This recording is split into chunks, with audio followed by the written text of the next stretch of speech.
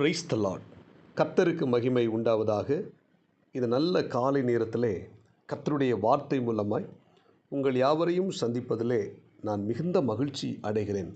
ரோமர் புத்தகம் 8ஆம் அதிகாரம் 26ஆம் வசனம், அந்தபடியே ஆவியானவரும் நமது பலவீனங்களில் நமக்கு உதவி செய்கிறார். நாம் ஏற்றபடி வேண்டிக் கொள்ள வேண்டியதென்னதென்று அறியாமல் இருக்கிறபடியால் ஆவியானவர் தாமே வாக்கு கடங்காத பெருமூச்சுகளோடு கூட நமக்காக வேண்டுதல் செய்கிறவர். ஆமேன். அன்புக்குரிய தேவனுடைய பிள்ளைகளே, இந்த காலை நேரத்திலே நமக்காக வேண்டுதல் செய்ய ஒருவர் இருக்கிறார். அவர்தான் பரிசுத்த ஆவியானவர். அல்லேலூயா. நமக்காக வாக்கு கடங்காத பெருமூச்சுகளோடு கூட நமக்காக தேவனிடத்தில் மன்றாடி ஜெபித்து கொண்டிருக்கிற ஆவியானவர் இன்றைக்கு நம்மத்தில் அசைவாடி கொண்டிருக்கிறார். இந்த குறிப்பிட்ட வேத வசனத்தை வாசிக்கும்போது ஆவியானவர் நம்முடைய பலவீனங்களில் நமக்கு உதவி செய்கிறவராக இருக்கிறார். ஆமேன். நம்ம இன்றைக்கு அநேகருடைய வாழ்க்கையில் பார்த்தீங்கன்னா பலவீனப்பட்டு ஜெபிக்க முடியாமல் சோர்ந்து போய் எத்தனையோ குடும்பங்கள் இன்றைக்கி கஷ்டப்பட்டு கொண்டிருக்கிற இந்த நேரத்தில் இந்த இறை வார்த்தை கேட்கிற தேவனுடைய பிள்ளைகளை உங்களுக்காகவும் எனக்காகவும் பரிசுத்த ஆவியானவர் வாக்கு கடங்காத பெருமூச்சுகளோடு கூட தேவனுடைய சமூகத்திலிருந்து நமக்காக ஜெபித்து கொண்டே இருக்கிறார். அல்லேலூயா. இந்த இறை வார்த்தை கேட்கிற தேவனுடைய பிள்ளைகளே, நமக்காக பரிந்து பேச ஜெபிப்பதற்கு பரிசுத்த ஆவியானவர் இருக்கிறார். இன்றைக்கு பார்த்தீங்கன்னா நம்ம அநேகர் நினைக்கலாம், எனக்காண்டி அவர்கள் ஜெபிப்பார்கள், இவர்கள் ஜெபிப்பார்கள் என்று சொல்லி நம்ம அநேகரிடத்தில் ஜெப குறிப்பை சொல்லியிருப்போம். எங்களுக்காக ஜெபித்து கொள்ளுங்கள், எங்களுடைய கஷ்டங்கள் நீங்கள் ஜெபித்து கொள்ளுங்கள், எங்களுடைய சூழ்நிலைகள் மாற வேண்டும் ஜெபித்து கொள்ளுங்கள், எங்களுடைய வியாதிகள் மாற வேண்டும் ஜெபித்து கொள்ளுங்கள் என்று சொல்லி அநேகரிடத்தில் நம்ம ஜெப விண்ணப்பங்களை நம்ம அனுப்பியிருப்போம், சொல்லியிருப்போம். ஆனால் அவர்கள் மறந்தாலும் ஆமேன், நான் உன்னை மறப்பதில்லை என்று ஆண்டவர் சொல்லுகிறார். பரிசுத்த ஆவியானவர் நம்முடைய விண்ணப்பங்களையும் நம்முடைய ஸ்தோத்திரங்களையும் நம்முடைய ஜெபங்களையும் அவர் நமக்காக பரிசுத்த ஆவியானவர் வேண்டுதல் செய்து கொண்டே இருக்கிறார். எனவே நாம் சோர்ந்து போக வேண்டாம். இந்த இறைவார்த்தை கேட்கிற தேவனுடைய பிள்ளை, உங்களுக்காக ஜெபிப்பதற்கு பரிசுத்த ஆவியானவர் இன்றைக்கு இருக்கிறார் என்பதை நீங்கள் புரிந்து கொள்ளுங்கள். அல்லேலூயா. எனவே நம்முடைய ஜெபத்தை நம்ம வேண்டக்கூடிய காரியங்களை எல்லாவற்றையும் ஆவியானவர் அவர் நமக்காக ஜெபித்து கொண்டே இருக்கிறார்.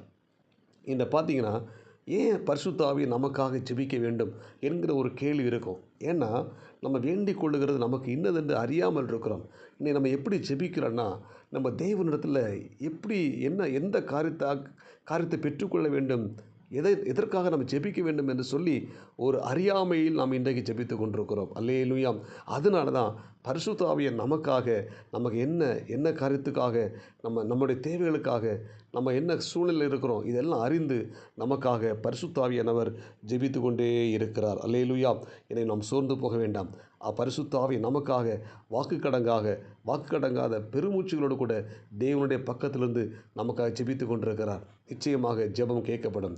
இந்த குறிப்பிட்ட வேத வசனத்தின் மூலமாக நாம் அறிந்து கொள்ள வேண்டிய சத்தியம் என்னென்னா, ஆவியானவர் யாருக்காக ஜெபிப்பார்?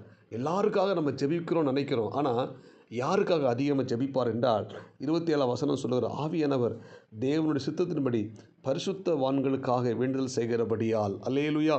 பரிசுத்தவான்களுக்காக வேண்டுதல் செய்கிறார். எல்லாருக்காகவும் ஆவியானவர் ஜெபிக்க மாட்டார். அது புரிந்து கொள்ள வேண்டும். யாருக்காக மட்டும் ஜெபிப்பார் என்றால் பரிசுத்தவான்களுக்காக மட்டுமே ஜெபிப்பார். அப்போது இந்த இறைவார்த்தை கேட்கிற தேவனுடைய பிள்ளைகள், நீங்கள் நானும் பரிசுத்தவான்களாக இருக்கும்போது நமக்காக ஆவியானவர் ஜெபித்து கொண்டே இருப்பார். ஆமேன். பரிசுத்தம் இல்லாமல் ஒருவனும் தேவனை தரிசிக்க முடியாது. அப்புறம் பரிசுத்தம் இல்லாமல் இருந்தால் நமக்காக ஆவியானவர் ஜெபிக்க மாட்டார்.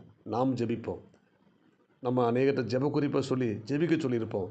ஜெபம் கேட்கப்படாது. ஆனால் நம்ம பரிசுத்தவான்களாக இருக்கும்போது ஆவியானவர் நமக்காக வேண்டுதல் செய்வார். அல்லேலூயா. இந்த இறைவார்த்தை கேட்கிற தேவனுடைய பிள்ளைகளே, நாம் ஒவ்வொருத்தரும் பரிசுத்தவான்களாக இருக்கும் பொழுது தான் ஆவியானவர் நமக்காக ஜெபிக்க முடியும். எனவே நம்ம ஒவ்வொருத்தரும் பரிசுத்தவான்களாக இருப்போம். ரெண்டாவது பார்த்திங்கன்னா, நம்முடைய இருதயத்தை ஆராய்ந்து பார்க்கிறவர் ஆவியின் சிந்தை இன்னதென்று அறிவார். அல்லேலூயா. ரெண்டாவது யாருக்காக ஜெபிப்பார் என்றால், நம்முடைய இருதயத்தை ஆராய்ந்து பார்த்து நம்முடைய சிந்தையில் ஆவிக்குரிய சிந்தையோடு கூட இருக்கிறோமா, இல்லை மாம்ச எண்ணத்தோடு கூட இருக்கிறோமா என்பதை பார்ப்பார். மாம்ச சிந்தையோடு கூட இருக்கிறவங்களுக்காக ஆவியானவர் ஜெபிக்க மாட்டார். ஆவிக்குரிய சிந்தையோடு கூட இருக்கிறவங்களுக்கு தான் ஆவியானவர் ஜெபம் பண்ணுவார். அப்போ நம்முடைய சிந்தை எப்படி இருக்கணும்? சிந்தையில் மாம்ச எண்ணங்கள், அசுத்தமான எண்ணங்கள் நமக்குள்ள இருக்கக்கூடாது. நமக்குள்ள ஆவியின் சிந்தை இருக்கணும். அந்த ஆவியின் சிந்தை உள்ளவர்களுக்காக தான் ஆவியானவர் வாக்கு கடங்காத பெருமூச்சுகளோடு கூட வேண்டுதல் பண்ணி கொண்டிருக்கிறார். இந்த இறைவார்த்தை கேட்கிற தேவனுடைய பிள்ளைகளே, நமக்காக வேண்டுதல் செய்கிறவர் பரிசுத்த ஆவியானவர்.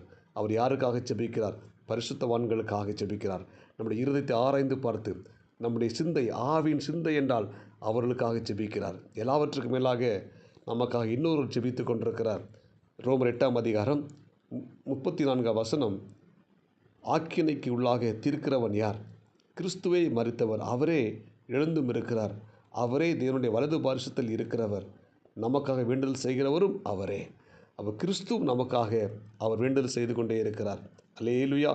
தேவனுடைய வலது பக்கத்தில் வாசம் பண்ணி கொண்டிருந்து நமக்காக நம்முடைய ஆண்டவர் இயேசு கிறிஸ்து ஜெபம் பண்ணி கொண்டே இருக்கிறார், வேண்டுதல் பண்ணி கொண்டே இருக்கிறார்.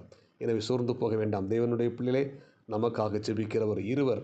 ஒருவர் பரிசுத்த ஆவியானவர், இன்னொரு நம்முடைய ஆண்டவர் இயேசு கிறிஸ்து நமக்காக ஜெபித்து கொண்டிருக்கிறார்.